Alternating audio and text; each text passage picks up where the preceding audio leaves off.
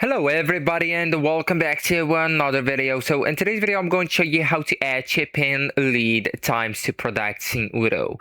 So to add that to products in this platform, you configure customer lead times and delivery delays so Odoo can estimate when orders will be delivered. So actually guys, first you will need to enable the lead time features. And to do that, you will need to go with inventory here. So just click it to open it and then just go with configuration option. And now you'll need to go with the settings. So it's the first option.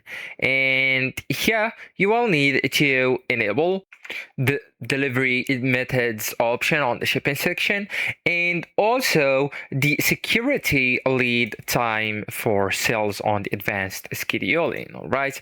And then just go and save the changes with the button that's located in the top left corner.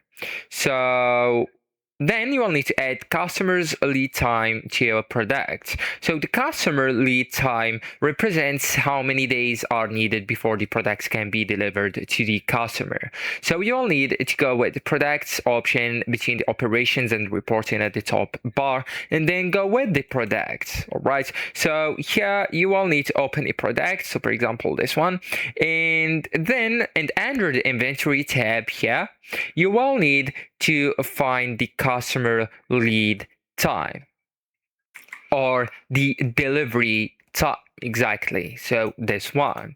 And here you will need to enter the number of days. So for example, if a t-shirt, 2 days, if a custom furniture, you will need to go with 14 days, for example, and then just go with save changes right here.